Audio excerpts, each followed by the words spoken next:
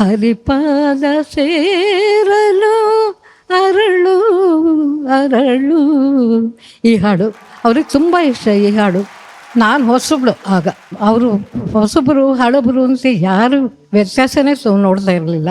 ಹೊಸಬರಾದರೂ ಅವರು ಬೆನ್ನು ತಟ್ಟಿ ಚೆನ್ನಾಗಿ ಹಾಡಬೇಕು, ಹೇಗೆ ಮೈಕು ಹಿಡ್ಕೋಬೇಕು, ಎಷ್ಟು ದೂರ ನಿಂತ್ಕೋಬೇಕು, ಇದೆಲ್ಲ ಹೇಳ್ತಾ ಇದ್ರು.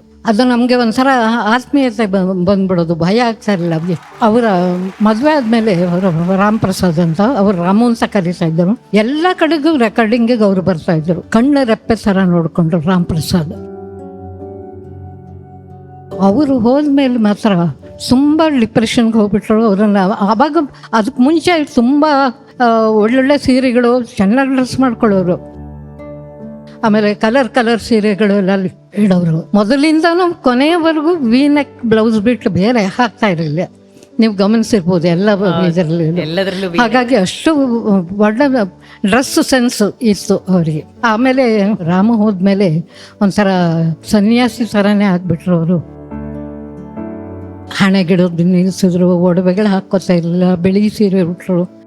ಅವರ ಒಂದು ಕಾಲಘಟ್ಟದಲ್ಲಿ ನಾವು ಇದ್ದೀವಿ ಅನ್ನೋದೇ ನನಗೆ ತುಂಬ ದೊಡ್ಡ ಹೆಮ್ಮೆ. ಅವ್ರ ಬಗ್ಗೆ ಎಷ್ಟು ಹೇಳಿದರೂ ಸಾಲದು.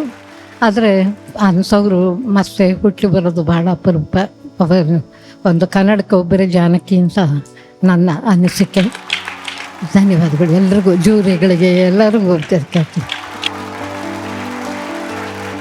ಎಲ್ಲವನ್ನ ಅಷ್ಟು ಶ್ರದ್ಧೆ, ಪ್ರೀತಿಯಿಂದ, ಆತ್ಮೀಯತೆಯಿಂದ, ಗೌರವದಿಂದ ಅವರಿಗಾಗಿ ಇವತ್ತು ನಮ್ಮ ಜೊತೆ ಹಂಚ್ಕೊಂಡಂಥ ಸುಮಿತ್ರಮ್ಮನಿಗೆ ಎದ್ದು ನಿಂತು ಗೌರವದ ಚಪ್ಪಾಳೆಗಳನ್ನು ಸಲ್ಲಿಸಬೇಕು. ಇವತ್ತು ನಮ್ಮೆಲ್ಲರಿಗೂ ಕನ್ನಡದ ಒಂದು ಶ್ರೀಮಂತ ಹಾಡುಗಳನ್ನು ಕೊಟ್ಟಂತಹ ಗಾಯಕಿ ಸುಮಿತ್ರಮ್ಮ. ಥ್ಯಾಂಕ್ ಯು ಅಮ್ಮ, ತಾವು ಬಂದಿದ್ದಕ್ಕೆ ಧನ್ಯವಾದಗಳು, ಅಮ್ಮನ ಬಗ್ಗೆ ಮಾತಾಡೋದಕ್ಕೆ ಧನ್ಯವಾದಗಳು. Thank you so much. ಧನ್ಯವಾದಗಳು ಬರೀ, ನಿಮಗೂ ಅಷ್ಟೇ. Thank you. ಮತ್ತೊಮ್ಮೆ ಎಲ್ರಿಗೂ ಧನ್ಯವಾದಗಳು, ನಮಸ್ಕಾರ. ಥ್ಯಾಂಕ್ ಯು ಅಮ್ಮ. ಜಾನಕಿ ಅಮ್ಮನ ದೊಡ್ಡ ಭಕ್ತೆ, ನೀವು ಆರಾಧಿಸುವಂತ ಜಾನಕಿ ಅಮ್ಮನ ನೆನಪುಗಳನ್ನ ನಮ್ಮ ಜೊತೆ ಹಂಚ್ಕೊಳ್ಳಿ. ಅವರ ಮೊದಲ ಭೇಟಿ ನನ್ಗಾಗಿದ್ದು 2008 ಫೆಬ್ರವರಿ 2008. ಹಂಸಲೇಖ ಸರ್ ಅವರು ಸಂಗೀತ ವರ್ಷ ಅಂತ ಒಂದು ಇಡೀ ವರ್ಷ ಪೂರ್ತಿ ಬೇರೆ ಬೇರೆ ಸಿಂಗರ್ಸ್ ನ ಕರೆಸಿ ಪ್ರೋಗ್ರಾಮ್ ನಡೆಸ್ತಾ ಇದ್ರು. ಹಾಗೆ ಫೆಬ್ರವರಿಯಲ್ಲಿ ಜಾನಕಿ ಅಮ್ಮ ಬಂದಾಗ ಮಾರನೇ ದಿನ ಅವರು ಹಾಡಬೇಕು ಸ್ಟೇಜ್ ಅಲ್ಲಿ, ಹಿಂದಿನ ದಿನ ರಿಹರ್ಸಲ್ ಅಲ್ಲಿ ನಾನು ಹಾಡ್ತಾ ಇದ್ದೆ. ಅವತ್ತೇ ಮೊದಲ ಬಾರಿ ನಾನು ಭೇಟಿ ಮಾಡಿದ್ದು. ರಿಹರ್ಸಲ್ ದಿವಸ ಅವ್ರ ಜೊತೆ ಫೋಟೋ ತೆಗೆಸ್ಕೊಂಡೆ, ಆಟೋಗ್ರಾಫ್ ತಗೊಂಡೆ, ಎಲ್ಲ ಮಾಡಿದೆ. ಮಾರನೇ ದಿವಸ ಸ್ಟೇಜ್ ಕೂಡ ಶೇರ್ ಮಾಡಿದೆ. ಬಹಳ ಸಂತೋಷ ಆಯ್ತು. ಅದಾದ ಮೇಲೆ ಯಾವತ್ತೂ ಭೇಟಿ ಮಾಡೋಕ್ಕಾಗಿಲ್ಲ. ಇತ್ತೀಚೆಗೆ ಅಂದ್ರೆ ಒಂದು 3 years ಬ್ಯಾಕ್ ನಾನು ನನ್ನ ಯೂಟ್ಯೂಬ್ ಚಾನಲ್ಗೆ ಒಂದು ಪ್ರೊಡಕ್ಷನ್ ಮಾಡ್ತಾ ಇದ್ದೆ. ಹಾಗೆ ಆ ಪ್ರೊಡಕ್ಷನ್ ನಲ್ಲಿ ವೀಣಾ ವಾರುಣಿ ಅವರು ವೀಣೆ ನುಡಿಸಿದ್ದಾರೆ. ಅವ್ರ ಜೊತೆ ಹೀಗೆ ಮ್ಯೂಸಿಕ್ ಬಗ್ಗೆ ಹಾಗೆ ಅಮ್ಮನ ಬಗ್ಗೆ ಮಾತಾಡ್ತಾ ಇರುವಾಗ ನನಗೆ ಅವ್ರ ಮೇಲೆ ಇರೋ ಭಕ್ತಿಯನ್ನ ತೋಡ್ಕೊಂಡಾಗ she put me on a conference call with Janaki ಅಮ್ಮ. ಅದು ಒಂದು ಬ್ರೀಫ್ ಇಂಟರಾಕ್ಷನ್ ಆಗಿತ್ತು ಅಷ್ಟೇ. ನನಗೆ ಕೈ ಕಾಲು ನಡಕ, ಅವ್ರ ಹತ್ರ ಏನ್ ಮಾತಾಡ್ಬೇಕಂತ ಅವಾಗ ಗೊತ್ತಾಗಲಿಲ್ಲ. ಬಟ್ ಅದಾದ ಮೇಲೆ I think after lunch Janaki ಅಮ್ಮ ನನಗೆ ಮತ್ತೆ ಕಾಲ್ ಮಾಡಿದ್ರು. 10 ನಿಮಿಷ 59 ಸೆಕೆಂಡ್ಗಳು ಇದೆ ಆ ಕಾಲ್. ನನ್ನ ಹತ್ರ ಹಾಡಿಸಿದ್ರು ಅಂಡ್ ಮನಸ್ಫೂರ್ತಿಯಾಗಿ ಪ್ರೀತಿ, ಆಶೀರ್ವಾದ, ಅಪ್ರಿಸಿಯೇಷನ್ ಕೊಟ್ರು. ಅದೇನಾಯ್ತು ಗೊತ್ತಿಲ್ಲ, ಒಂದು ಬಾಂಡ್ ಬೆಳೀತು. ಅಂಡ್ ರೆಗ್ಯುಲರ್ ಆಗಿ ಅಮ್ಮ ನನ್ನ ಜೊತೆ ಮೆಸೇಜ್ ಮಾಡ್ತಾ ಇದ್ರು. ಅವರ ಕಂಪೋಸಿಷನ್ಸ್ ನನ್ನ ಜೊತೆ ಹಂಚ್ಕೋತಾ ಇದ್ರು. ನನ್ನ ಕಂಪೋಸಿಷನ್ ಕೂಡ ಅಮ್ಮ ಜೊತೆ ಶೇರ್ ಮಾಡ್ಕೋತಾ ಇದ್ದೆ. ಅಂಡ್ ಬಹಳ ಇಷ್ಟಪಡೋರು, ಬಹಳ ಪ್ರೀತಿಯಿಂದ ಆಶೀರ್ವಾದ ಮಾಡ್ತಾ ಇದ್ರು. ಇದೆಲ್ಲ ನನಗೆ ಮರೆಯಲಾಗದಂತ ಕ್ಷಣ. ಆ ಆಡಿಯೋ ಮೆಸೇಜಸ್ ಎಲ್ಲ ಅಂದ್ರೆ ಎಲ್ಲಿ ಕಳೆದೋಗುತ್ತೆ ಅಂತ ನಾನು ತುಂಬ ಚೆನ್ನಾಗಿದೆ ಕಂದ. First class. ಏನು ವಾಯ್ಸು, ಏನು ಹಾಡೋದು, ವಾಯ್ಸು ತುಂಬ ಚೆನ್ನಾಗಿದೆ. ಹಾಡು ಚೆನ್ನಾಗಿದೆ, ಗಂಟ್ಲು ಚೆನ್ನಾಗಿದೆ, ಮುಖ ಚೆನ್ನಾಗಿದೆ, ನೀನು ಚೆನ್ನಾಗಿದೆ. Best of luck.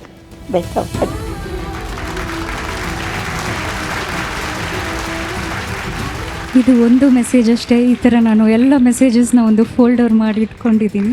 Because they are very special to me and I will never miss her. Because ನಾನು ಇದನ್ನು ಯಾವಾಗ ಬೇಕಾದರೂ ಕೇಳ್ಕೋಬೋದು.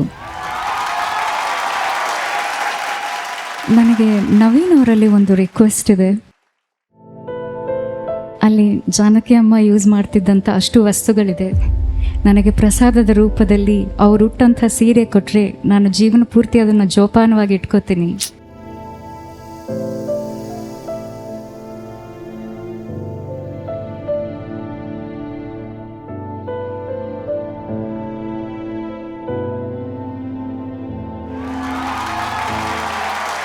ಇದು ನಾನು ಲೈಫಲ್ಲಿ ಸಂಪಾದನೆ ಮಾಡಿದ್ದಂಥ ಮೋಸ್ಟ್ ವ್ಯಾಲ್ಯೂಯಬಲ್ ಅಸೆಟ್. ನನಗಿಂತ ಚೆನ್ನಾಗಿ ಇದನ್ನು ನೋಡ್ಕೋತೀನಿ ನಾನು. Thank you so much sir. Madam, ಅಮ್ಮ ಯಾರೇ ಮನೆಗೆ ಬಂದರೂ ಒಂದು ಏನಾದರೂ ಒಂದು ಗಿಫ್ಟ್ ಕೊಡಬೇಕು ಅಂತ ಮಡಿಕೊಂಡಿದ್ರು. ಅದು ಲಾಸ್ಟಲ್ಲಿ ಅಷ್ಟು ಉಳಿದಿದೆ ಅದು. ಸೊ ಅದರಿಂದ ಇಲ್ಲಿ ಬಂದಿರೋ ಜೂರಿ ಮೆಂಬರ್ಸ್ಗೆ ಮತ್ತು ಲೇಡೀಸ್ಗೆ ಎಲ್ಲರಿಗೂ ಒಂದು ಸ್ವಲ್ಪ ಅದನ್ನು. ಆಕ್ಚುಲಿ ಅಮ್ಮ ಅವರನ್ನ ನಾವು ಕಳ್ಕೊಳ್ಳೋ ಒಂದು ವಾರದ ಮುಂಚೆ ಮನೇಲಿ ಯಾರಾದ್ರೂ ಬಂದ್ರೆ ಅವ್ರಿಗೆ ಕೊಡೋದಕ್ಕೆ ಅರಿಶಿನ ಕುಂಕುಮದ ಭರಣಿಗಳನ್ನ ಇಷ್ಟು ತರಿಸಿಟ್ಟಿದ್ರಂತೆ.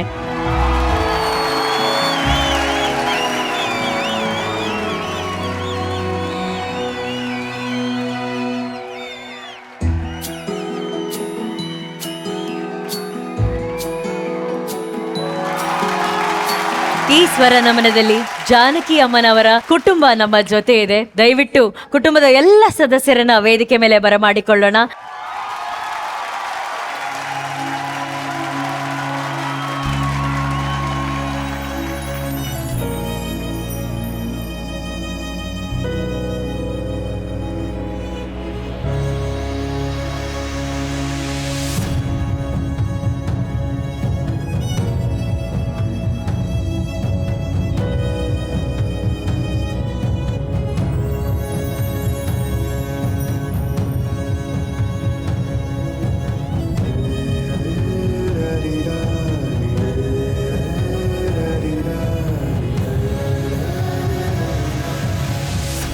ರಕ್ತ ಹಂಚ್ಕೊಂಡು ಹುಟ್ಟಿಲ್ಲ ಅಂದ್ರೂ ಕೂಡ ಒಡನಾಟ ಅನ್ನೋ ಬಾಂಧವ್ಯ ಇದೆಯಲ್ಲ, ಅದು ಎಲ್ಲಕ್ಕಿಂತ ಮಿಗಿಲಾದದ್ದು. ಆ ಬಾಂಧವ್ಯ ಇವತ್ತು ಇವರೆಲ್ಲರಲ್ಲೂ ಕಾಣಿಸ್ತಾ ಇದೆ. ವಿಶೇಷವಾಗಿ ಆ ತಾಯಿಗೋಸ್ಕರ ಕಂಬನಿ ಹರಿಸ್ತಾ ಇರೋಂಥ ಅವ್ರು ಇಲ್ಲಿದ್ದಾರೆ. ಅಮ್ಮ, ನಿಮ್ಮ ಹೆಸರು? ಭಾಗ್ಯ ಅಂತ ನನ್ನ ಹೆಸರು. If I am not wrong, ಅಮ್ಮನ ಸಂಪೂರ್ಣವಾಗಿ ಕಡೆ ಕಾಲದಲ್ಲಿ ಜವಾಬ್ದಾರಿಯನ್ನ ನೋಡ್ಕೊಂಡು ಅವ್ರನ್ನ ನೋಡ್ಕೋತಿದ್ದದ್ ನೀವು ಅಂತ ಅನ್ಕೊಂಡಿದೀನಿ. ನಾನು ನನಗಿಂತ ಹೆಚ್ಚಾಗಿ ಅವ್ರ ಬಗ್ಗೆ ತುಂಬ ಅಂದರೆ ಅವರು ಒಂದು ಹೇಳ್ತಾ ಇದ್ರು ಒಂದು ಟೈಮಲ್ಲಿ, ಅಮ್ಮ ನನಗೆ ಫೋಟೋ ಅಂತ ಹೇಳಿದಾಗ, ನಿನಗೆ ಫೋಟೋ ಯಾಕೆ, ನೀನು ನನ್ನಲ್ಲಿದೀಯಾ, ನಾನು ನಿನ್ನಲ್ಲಿದ್ದೀನಿ ಅಂತ. ಹಾಗಾಗಿ ತುಂಬ ನೋವಾಗ್ತಿದೆ. ನಾನು ಏನು ಹೇಳಬೇಕು ಅಂತ ಗೊತ್ತಾಗ್ತಿದೆ ತುಂಬ.